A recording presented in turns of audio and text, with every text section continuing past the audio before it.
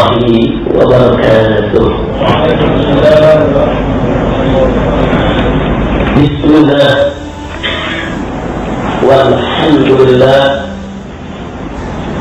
ولا حول ولا قوة إلا بالله. أشهد أن لا إله إلا الله وحده لا شريك له، وأشهد أن سيدنا محمدا عبده ورسوله لا نبي بعده. اللهم صل وسلم وبارك على سيدنا وحبيبنا وشفيعنا ومولانا نبينا محمد وعلى آله الطاهرين الطيبين وأصحابه الغر الميامين ومن تبعهم بإحسان إلى يوم الدين. أحبائي الكرام، في هذه القصة الطيبة وبمثل هذا الاجتماع المبارك لا أنسى أن أوصيكم جميعا ونفسي بتقوى الله وبطاعة رسول الله صلى الله عليه وسلم. فنسأل الله سبحانه وتعالى أن يهدينا إلى صراطه المستقيم ويجعلنا من المتقين ويدخلنا جنته جنة النعيم بحق سيد المرسلين، والحمد لله رب العالمين. جميع الحبائب الشرفاء والمشايخ الفضلاء والأساتذة الكرماء وجميع الحاضرين الأعزاء الأحباء رحمكم الله.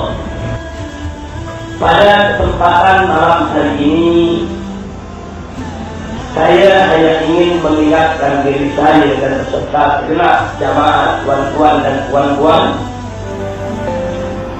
bahwa pada majelis seperti ini sejak awal tadi kita banyak menyampaikan salam sholawat kepada Nabi kita Sayyidina Muhammad sallallahu alaihi wasallam. Kita sama berharap bahwa majelis seperti ini akan mampu untuk merangsang rasa cinta mahabbah kita kepada Nabi, untuk lebih merangsang bagaimana kita makin cinta kepada Nabi kita sehingga kita tidak perlu lagi untuk khawatir, bimbang ataupun ragu di dalam menjadikan beliau sebagai uswatun hasanah dalam kehidupan kita.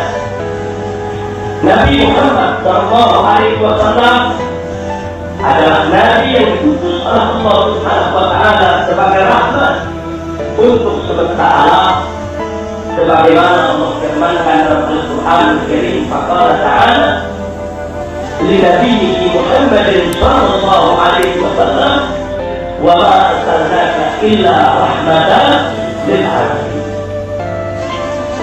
Nabi Muhammad sallallahu alaihi wasallam adalah seorang nabi yang diutus oleh Allah Subhanahu wa taala sebagai suri tauladan, sebagai qudwatun shalihah, sebagai uswatun hasanah bagi umat manusia, khususnya bagi mereka yang beriman kepada Allah dan hari akhir.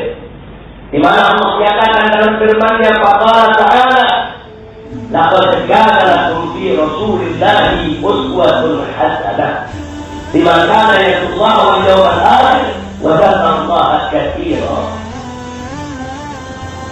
Nabi Muhammad sallallahu alaihi wasallam adalah seorang nabi yang telah dipersaksikan oleh Allah sebagai manusia yang memiliki akhlak yang sangat mulia, amat agung, luhur.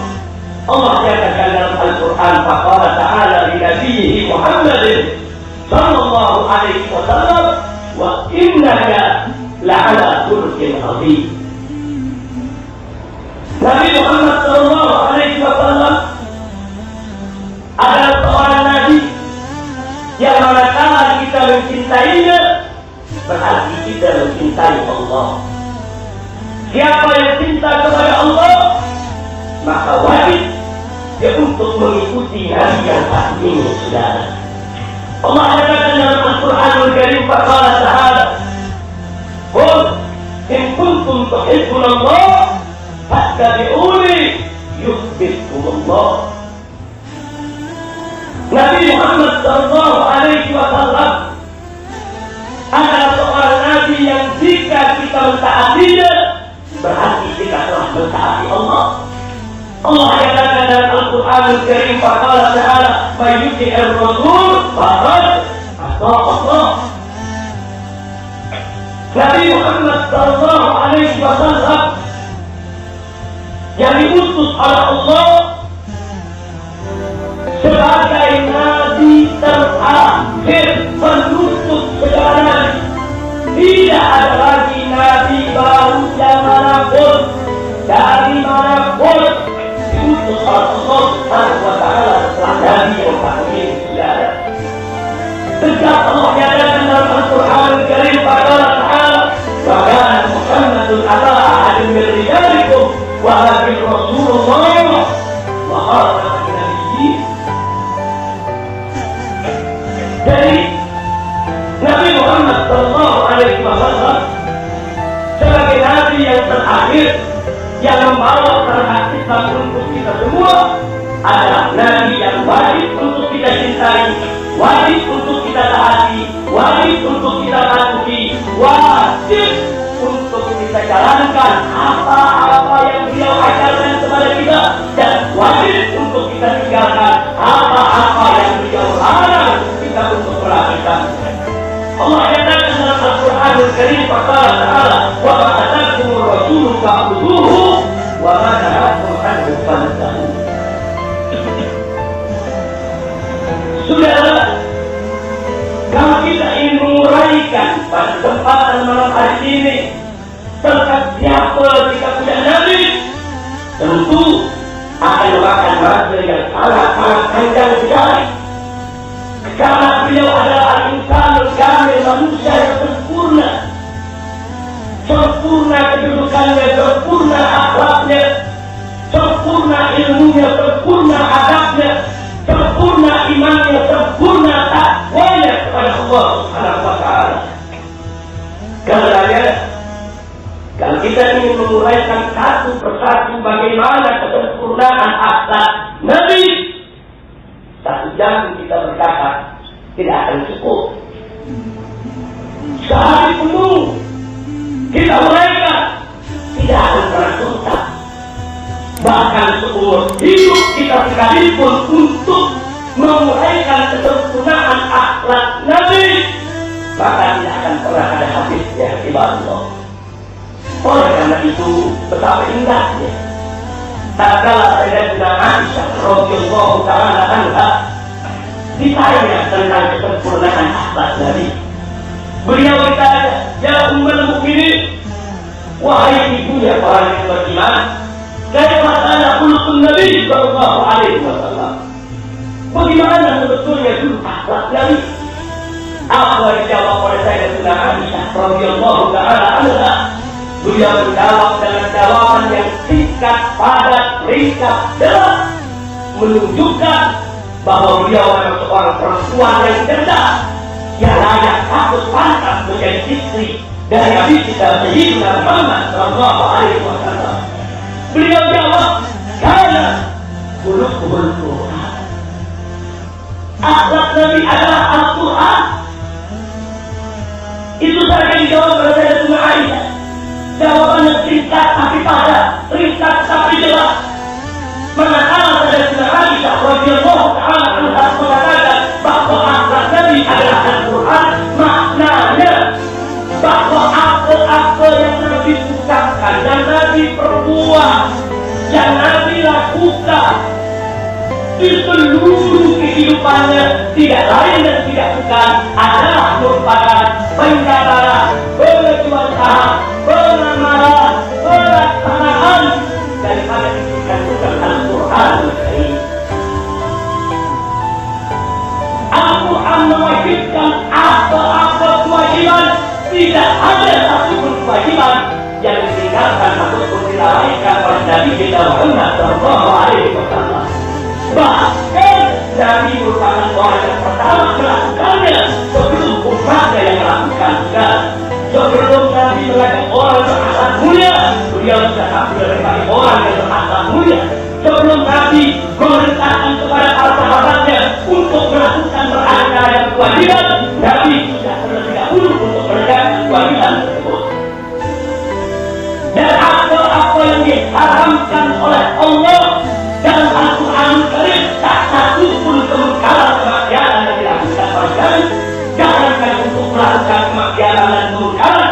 terlintas di benak Nabi, terlintas di pikiran Nabi untuk melakukan maksiat, tidak pernah terjadi seumur hidupnya sudah. Jadi bagaimana Al-Quran itu membimbing? Begitulah akhlak Nabi kita. Kemana Al-Quran itu menuntun? Ke sana Nabi kita beramal. Dialah Nabi kita tercinta Sayyidina Muhammad Sallallahu Alaihi Wasallam. Namun saudara, sungguh pun kita yakini kesempurnaan Nabi kita Sayyidina Muhammad Sallallahu Alaihi Wasallam. Tapi tetap saja semenjak beliau diutus menjadi Nabi sampai hari ini masih banyak musuh Allah yang selalu berupaya untuk merendahkan Nabi, memfitnah Nabi, menghina Nabi dengan berbagai macam cara. Kalau dulu di zaman Nabi, orang-orang kafir mengatakan kepada Nabi, "Anta sahir majnun, engkau bukan zikir dan sudah gila dan Muhammad," sebagai upaya untuk menghina Nabi, merendahkan Nabi, menistakan Nabi. Tapi di zaman sekarang ini mereka mulai mencari cara-cara baru bagaimana untuk merendahkan Nabi kita Sayyidina Muhammad Sallallahu Alaihi Wasallam. Salah satunya saya sendiri di berbagai negeri-negeri Islam, di Indonesia, di Malaysia, di mana negeri masih ada orang-orang awam yang tidak mengerti sejarah Nabi dan tidak terlalu paham soal agama. Manakala ditanya kenapa Nabi diutus oleh Allah di tengah bangsa Arab, apa mereka jawab? Karena bangsa Arab adalah bangsa yang paling biadab, karena bangsa Arab bangsa yang paling jahat, karena bangsa Arab bangsa yang paling boleh. Astagfirullahaladzim. Jadi jawaban-jawaban macam itu masih banyak berada di tengah-tengah masyarakat kita, saudara. Ini merupakan jawaban yang hoak wa hadir. Ini jawaban tidak benar dan ini jawaban sangat-sangat berbahaya.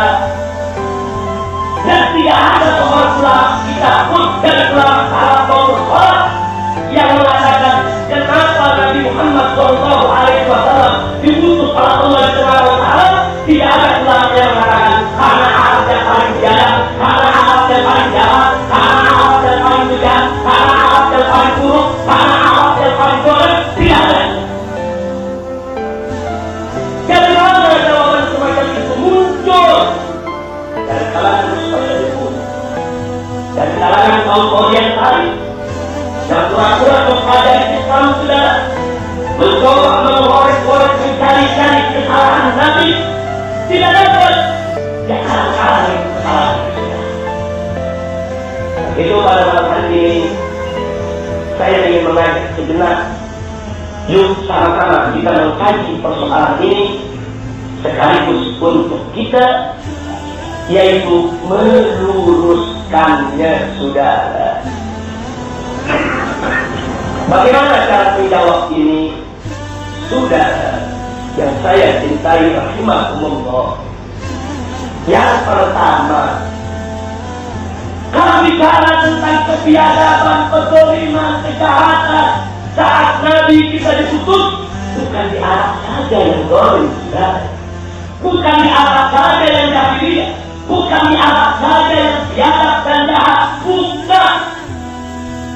Baik, di negeri Persia, di negeri Iran, ketika itu sudah seorang ayah manakala boleh menikahi putri kandungnya sendiri, itu merupakan kebanggaan di tengah-tengah masyarakat, sudah.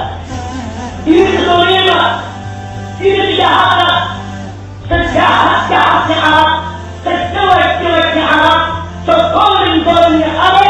Tidak ada bangsa Arab yang seorang ayah menikahi putri kandungnya sendiri, tidak ada. Ini kalau kita ingin bicara kezaliman, kalau kita ingin bicara kejahatan, bukan Arab saja di dalam itu yang jahat, sudah.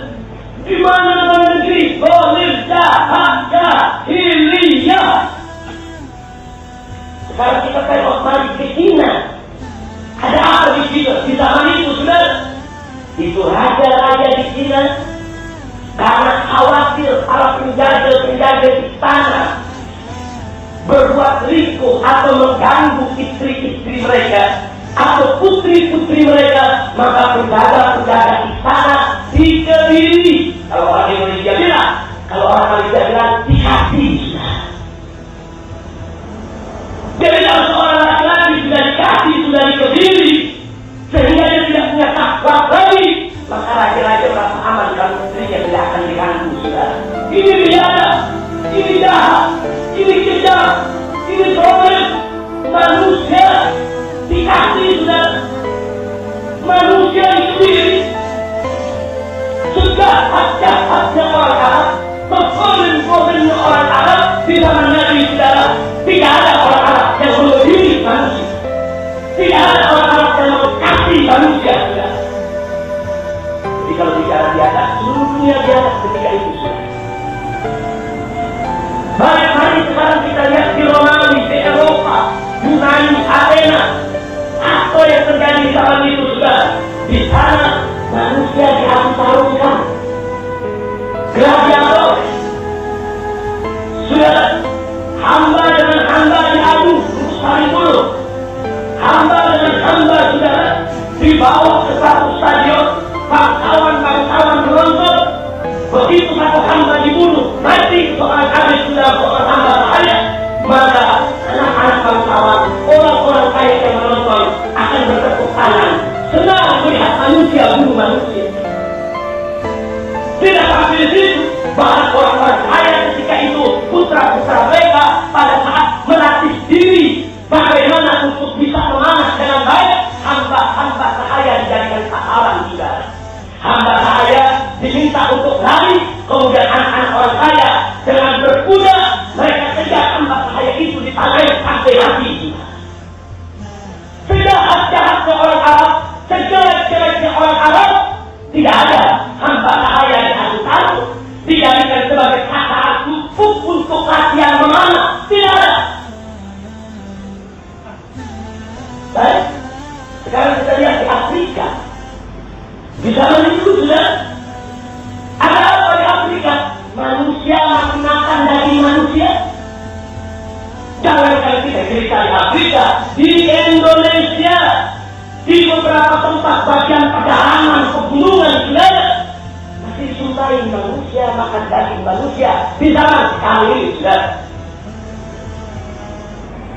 Ini sudah kezaliman, ini jahiliyah, ini kejahatan, ini kebiadaban. Sejelek-jeleknya orang Arab, sejahat-jahatnya orang Arab, tidak ada orang Arab manusia makan daging manusia. Nah, jadi artinya saya hanya ingin menekankan betul Nabi diutus oleh Allah Ta'ala ke muka bumi karena bumi sudah jahiliyah, seluruh dunia sudah banyak ketiadaan, kezaliman, itu benar sudah. Tapi kenapa diutus di tengah bangsa Arab dulu? Kenapa dilahirkan di kota Mekah? Kalau dijawab, karena Arab yang paling biadab, karena Arab yang paling jahat, karena Arab yang paling zalim. Hasbuhanakum in kuntum shadiqin. Tunjukkan dulu bukti. Enggak boleh kita seenaknya untuk mengambil satu kesimpulan sudah. Kumpulkan dulu bukti-bukti kezaliman di zaman itu, baru kita membuat analisa, kita membuat komparasi, kita membuat perbandingan, baru kita boleh untuk mengambil kesimpulan sudah.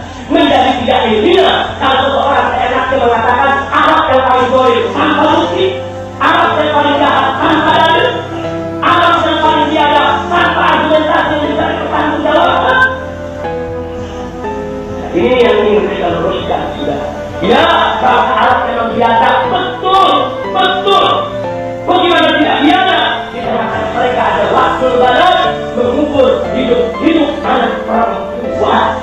Anak perempuan yang dikubur hidup. Waktu lebaran itu biadab, tidak kita pungkiri. Arab saat itu betul biadab, Persia biadab, Romawi biadab, Cina biadab, Afrika biadab, Indonesia biadab. Di sana itu sudah semua jahili. Lalu kenapa? Di antara yang diajak ini di seluruh dunia, kok Nabi diutus di tengah Arab? Ada apa? Apa betul karena Arab yang paling biasa? Atau sebaliknya? Jangan-jangan justru Arab memiliki suatu rahasia yang harus kita teliti dan kita cermati. Sudah tidak dengan mudah untuk kita menuduh Arab yang paling biasa. Itu yang pertama yang mesti kita tekankan. Dari kebiadaban bukan hanya dari bangsa Arab, seluruh bangsa ketika itu biasa. Jahiliyah ala dunia. Yang kedua, tolong dicatat, bangsa Arab dengan tradisi waktu banget memang biada. Tapi jangan ada yang berpikir kalau semua orang Arab mengubur hidup anak perempuannya. Tidak, saudara. Hanya segelintir anggota masyarakat yang mengubur hidup-hidup anak perempuannya. Andai kata semua bangsa Arab mengubur hidup-hidup anak perempuannya, bagaimana boleh Nabi bisa ada di sana, sahabat bisa ada di sana. Nabi punya ibu, ibunya perempuan. Kalau dari kecil dia dibunuh ibu sudah. Bahkan sahabat Nabi yang jumlahnya puluhan ribu, ratusan ribu, mereka juga semua punya ibu, saudara. Ibu-ibu mereka pernah kecil. Kok ibu mereka tidak dibunuh ketika kecil, saudara? Orang-orang kafir yang memusuhi Nabi, bangsa Arab yang memusuhi Nabi, mereka juga punya ibu. Ibu-ibu mereka punya kecil. Kok ibu mereka dulu tidak dibunuh oleh ayah mereka untuk dikubur hidup-hidup, saudara? Nah, jadi jangan kita terpancing dengan pemikiran orientalis, pemikiran orang-orang Arab yang ingin memfitnah Islam, memfitnah Nabi, dan ingin merusak sejarah Nabi kita Sayyidina Muhammad Sallallahu Alaihi Wasallam. Betul, ada sebagian orang Arab kalau punya anak perempuan dia tidak suka, dia kubur hidup-hidup anak perempuannya. Tapi tidak semua orang Arab sudah. Bahkan kebanyakan bangsa Arab dia tidak mengubur hidup-hidup anak perempuannya.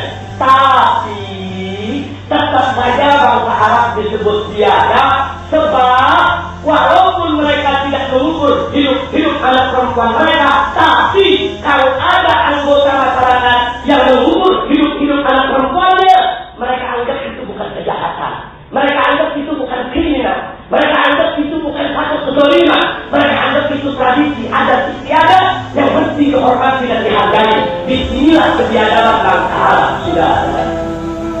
Itulah sebabnya Nabi diutus oleh Allah baik di tengah bangsa Arab maupun di tengah seluruh umat manusia untuk menghapuskan segala kezaliman, menghapuskan segala ketiadaban, menghapuskan segala ketidakadilan, menghapuskan segala bentuk kejahatan, penindasan.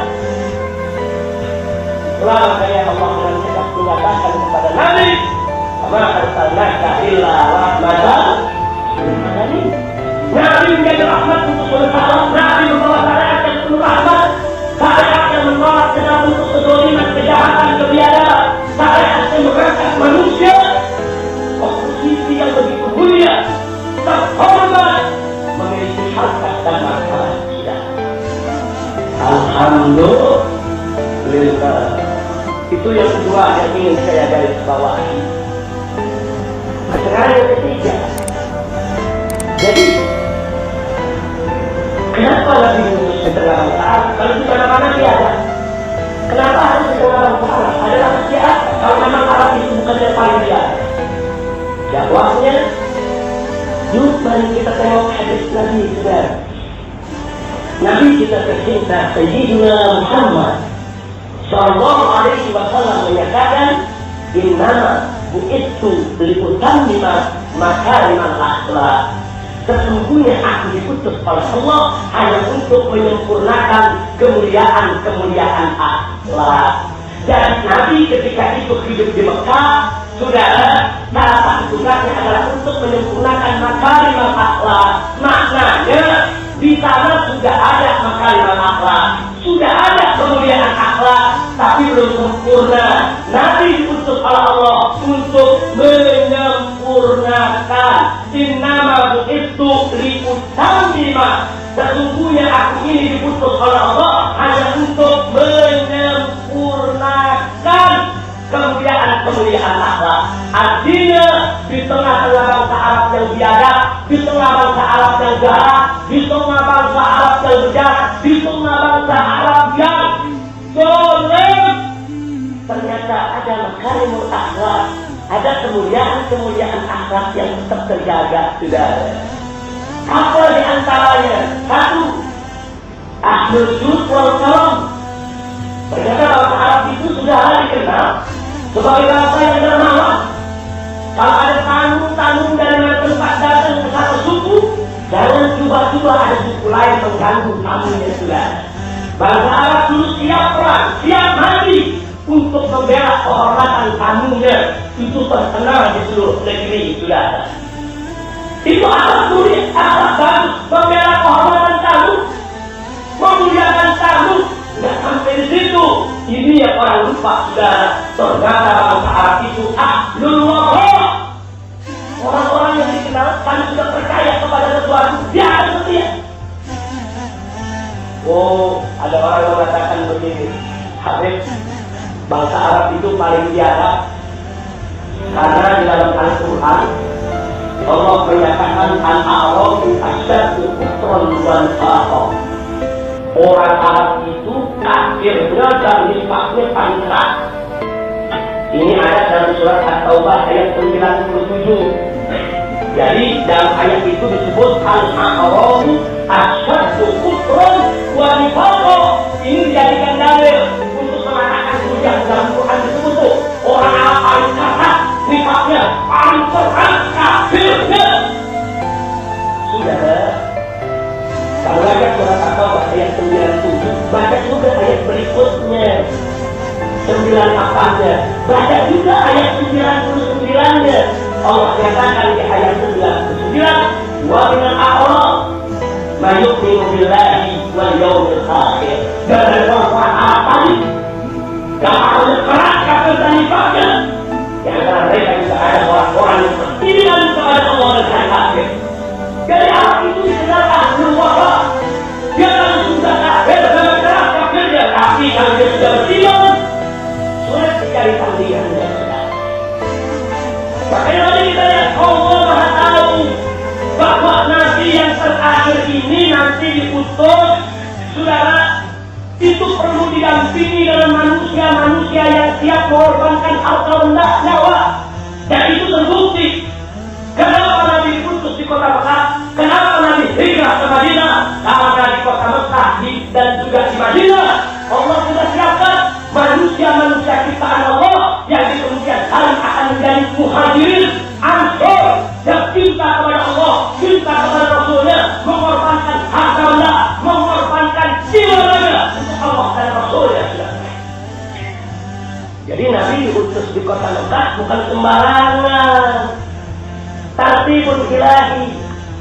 Allah sudah atur dalam ilmu azalinya, saudara, bahwa Nabi dilahirkan di kota Mekah karena di sana akan ada sekelompok manusia yang namanya muhajirin dan ansor yang akan bahu-membahu, yang akan bekerja sama, akan tahu untuk menyebarkan luas Islam ke seluruh negeri, saudara. Dan ini yang tidak boleh kita lupa, saudara. Jadi ternyata kenapa Nabi diutus di tengah bangsa Arab? Ada makarimul akhlak, ada sifat setia. Kalau itu berhasil mendapat iman, dapat taufik, dapat hidayah, maka sifat setia itu akan sangat berguna untuk perjuangan Islam. Dan itu terbukti dalam sejarah Muhajirin dan Ansor radhiyallahu anhum. Itu yang ketiga, saudara. Tidak sampai di situ. Yang keempat, mari kita lihat, saudara. Yang keempat yang tidak boleh kita lupa, jauh sebelum Nabi dilahirkan, Allah Maha tahu kalau Nabi akan dilahirkan berasal dari sulbi Nabi Ibrahim alaihissalam yang kemudian menurun kepada Nabi Ismail alaihissalam. Sebelum Nabi Muhammad SAW dilahirkan, Allah sudah perintahkan Nabi Ibrahim bahwa Nabi Ismail SAW ketika itu masih tandus, tidak ada penduduk, masih tandus, tidak ada perumahan, tidak ada perkebunan. Allah perintahkan kepada Nabi Ibrahim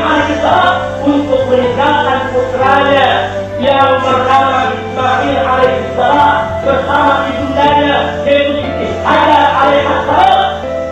Kenapa harus ditinggalkan di kota Mekah? Maka Allah Maha tahu dari sulbi orang inilah akan lahir Nabi penutup para nabi. Jadi kenapa Nabi Ismail dilepaskan di Mekah? Kenapa bukan di Afrika? Kenapa Nabi Musa tidak Allah ceritakan bahwa saya itu Nabi Ibrahim alaihissalam? Kenapa Allah tidak ceritakan bahwa Nabi Ismail lepas saja di India, lepas saja di China, lepas saja di Romawi? Tidak. Allah ceritakan lepaskan di Mekah. Ada apa? Ada tamtibul ilahi. Ini bukan peristiwa kebenaran, ini bukan peristiwa kebetulan, peristiwa yang sudah diatur sedemikian rupa oleh kekuasaan Allah Subhanahu wa Ta'ala. Itu yang keempat, saudara. Yang kelima, jangan lupa bahwa di kota Mekah itulah Allah perintahkan Nabi Ibrahim dan Nabi Ismail untuk mendirikan Al-Ka'bah yang Allah katakan dalam Al-Quran, awal baitin wudi'a lin-nas. Rumah Allah pertama yang diletakkan dibangun untuk umat manusia. Jadi sebelum Nabi Muhammad lahir di kota Mekah, Allah sudah siapkan, saudara. Dapurnya Nabi Ismail ada di sana, Ka'bah didirikan di sana. Ini semua merupakan persiapan untuk menyambut Nabi akhir zaman, saudara. Jadi bukan sembarangan. Bukan Nabi itu diutus di kota Mekah. Oh, ini akan banyak yang dolim. Oh, ini dunia dolim-dolim semua. Yang paling dolim di sini, ya Nabi taruh situ aja. Tidak begitu, saudara. Allah sudah atur dari jauh-jauh hari tasbihun ilahi. Baik, yang selanjutnya tidak sampai di situ, saudara. Di sana itu ada sebuah kekuatan dunia yang tidak pernah damai, selalu bertempur, menguasai semua wilayah di Timur Tengah. Kekaisaran Romawi dan kekaisaran Persia.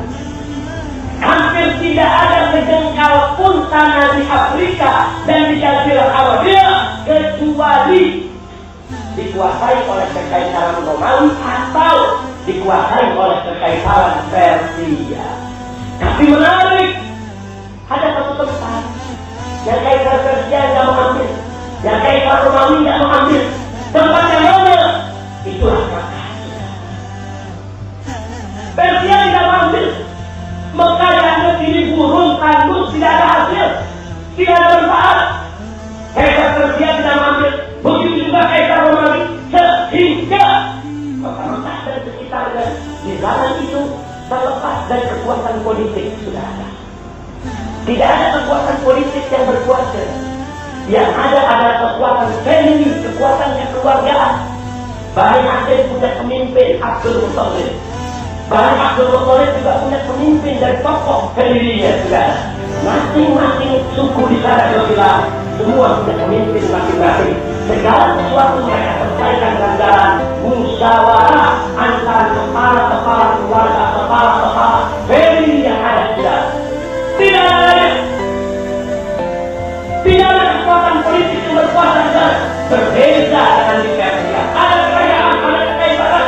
Bahkan anak kaisar ingin jadi kaisar dibunuh ayah. Terjadi pergulatan politik, saling bunuh, saling menjatuhkan untuk merebut kekuasaan. Dan itu tidak terjadi di kota Mekah juga. Yang ada manfaatnya, apa hikmahnya? Hikmahnya, saudara, andai kata Nabi Muhammad Sallallahu Alaihi Wasallam dilahirkan di Persia atau dilahirkan di Romawi, maka nanti ada musuh-musuh Islam mengatakan, oh, agama Islam yang dibawa oleh Nabi itu hanya merupakan hasil kegiatan politik. Muhammad itu hanya merupakan produk politik, politik kekaisaran Persia ataupun politik kekaisaran Romawi juga. Andai kata Nabi dilahirkan di Romawi atau di Persia, akan ada sendiri orang mengatakan Islam itu produk politik, Islam itu hanya merupakan rekayasa politik. Tapi dengan Nabi dilahirkan di kota Mekah, lepas dari kekuatan politik Romawi, lepas dari kekuatan politik Persia, sampai hari ini tidak ada seorang pun yang boleh mengatakan Islam lahir dari politik. Tidak ada. Dan Allah sudah jaga, ini Mekah dijaga betul oleh Allah. Dari kekuatan perdebatan politik yang ada. Kenapa Allah jaga? Karena disitulah akan ada nabi terakhir Allah utus, saudara. Yang berikutnya, ketika di zaman Nabi terjadi pertarungan filsafat Yunan, filsafat Athena, di mana dunia sudah ada pertarungan filsafat. Andai kata Nabi kita dilahirkan di Romawi atau di Persia, orang nanti akan mengatakan Islam itu hasil filsafatnya Muhammad. Muhammad itu belajar filsafat dengan Aristoteles, dengan Platon atau pengikutnya. Ini berbahaya, sudah. Ini sangat berbahaya. Itulah sebabnya Allah utus Nabi di kota Mekah, sehingga sampai hari ini tidak ada seorang pun yang boleh mengatakan Islam lahir dari filsafat. Tidak ada bukti, sudah. Alhamdulillah. Jadi hal-hal ini sengaja saya sampaikan, walaupun saya tidak akan sampaikan secara detail semua perkara, saudara, karena akan sangat panjang sekali, memerlukan waktu yang juga sangat panjang. Karena itu saya hanya ingin ingatkan sekali lagi. Jadi kenapa Nabi diutus di kota Mekah? Bukan karena Arab paling golden, bukan. Bukan karena Arab paling jahat, bukan. Bukan karena Arab paling biadab, bukan. Tapi satu, karena dalam masyarakat Arab masih ada makarimul akhlak yang sangat penting menjadi perjuangan Nabi di masa yang akan datang, ketika Nabi saat itu diutus di sana. Kemudian yang kedua, kenapa diutus di kota Mekah? Karena di kota Mekah itu sudah terlepas daripada kekuatan politik, terlepas daripada kekuatan pertarungan filsafat, sehingga Islam datang murni merupakan wahyu dari Allah, bukan hasil politik, bukan hasil filsafat. Kenapa Nabi dilahirkan di kota Mekah? Karena Allah sudah persiapkan jauh-jauh hari Nabi Ismail sebagai dapurnya. Allah utus ke sana. Memang Allah sudah siapkan dari jauh-jauh hari. Karena Ka'bah Allah perintahkan kepada Nabi-Nya untuk dibangun di sana. Karena memang Allah sudah persiapkan Nabi terakhir nanti akan datang dari sana. Sebagai tambahan, jangan lupa Allah Maha Tahu, Alimul Khabir, bahwa kitab suci terakhir yang akan Allah turunkan adalah Quran dan Al-Qur'an. Quran dalam bahasa Arab, bukan kembali bahasa Arab. Bahasa Arab saudara yang mubinan, bahasa Arab yang jelas, yang fasih, yang paling bagus. Kita cari seluruh bangsa Arab, siapa yang bahasa Arabnya paling fasih? Asbahul lughatil arabiyyah inda Quraisy. Jadi bahasa Arab yang paling fasih ada di Quraisy. Quraisy itu penduduk kota Mekah. Jadi kalau Al-Quran diturunkan dalam bahasa Arab yang fasih di tengah-tengah masyarakat yang tidak berbahasa Arab, tentu akan menjadi problem besar. Kalau Al-Quran menggunakan bahasa Arab yang fasih, kalau diturunkan di tengah-tengah masyarakat agama ketika itu, menjadi problem besar. Jangan masyarakat aja diturunkan di tengah bangsa Arab yang bahasa Arabnya tidak fasih, akan menjadi muskilah besar. Allah jaga. Quran akan diturunkan dalam bahasa Arab yang fasih, dan apabila yang paling fasih bahasa Arabnya adalah Quraisy, dan Quraisy tinggal di Mekah sudah ada. Jadi memang sudah diatur oleh Allah sedemikian rupa bahwa dari sanalah Nabi terakhir akan diutus sudah ada. Kita bisa bayangkan kalau Al-Quran dengan bahasa Arab yang begitu fasih, terus Nabi diutus di Johor Baru atau di Jakarta, apa yang terjadi sudah? Nah, ini yang perlu kita tidak sampai di situ. Al-Quran itu diturunkan dalam bahasa Arab karena bahasa Arab memiliki keunikan yang tidak dimiliki oleh bahasa-bahasa dari bangsa-bangsa mana saja. Bahasa yang mampu bertahan, bahasa yang mampu bertahan, yang tidak mudah untuk diubah oleh bahasa yang mampu tidak sudah. Walaupun di zaman modern ini ditemukan sesuatu yang baru, bahasa Arab itu tidak ada siapa yang baru. Bahasa Arab ini luar biasa. Kalau kita lihat kaji mereka yang belajar bahasa Arab, kata-kata Arab, kata-kata itu bisa berubah-ubah. Dari kata Arab bisa jadi kate, kutai, maksud, kutub, kitab. Luar biasa. Belum lagi taktik pikirnya sudah. Dari kata Arab menjadi kata bus. Dan seterusnya luar biasa. Dan ini tidak memiliki oleh Arab. Siapa yang punya kekuatan bahasa tersebut? Siapa yang memiliki kepasaian bahasa tersebut? Adanya di Quraisy. Quraisy itu ada di kota Mekah. Ini yang saya sampaikan. Kalau kita mulai lagi, percobaan lagi sudah rahasia yang ada. Kenapa nanti diutus setelah bahasa Arab? Tapi yang dalam malam ini tujuan saya hanya ingin menabi. Tidak benar. Kalau Nabi diutus setelah bahasa Arab, akan jahat, akan doh, akan jahat, akan ring, yaitu yang paling banyak melakukan pengusahaan pengajaran. Tidak benar. Jangan boleh seluruh dunia lagi. Boleh sudah. Tapi kenapa harus setelah bahasa Arab? Bahasa Arab memiliki rahasia yang Allah mengetahui tentang rahasia tersebut yang kali ini bisa kita pelajari satu persatu dan akhirnya kita boleh kita pahami kenapa Nabi diutus di sana. Alhamdulillah Rabbil Alamin. Ini yang saya sampaikan. Ini sengaja Habib Umar Asyafri dan punya guru tercinta. Kenapa hal ini saya sampaikan? Setahun yang lalu ada seorang tokoh besar di Indonesia memimpin NGO Islam besar dalam satu acara tahlil akbar yang dihadiri tidak kurang dari 100.000 orang di Palu, Sulawesi Tengah. Dia berceramah seperti yang tadi saya sampaikan.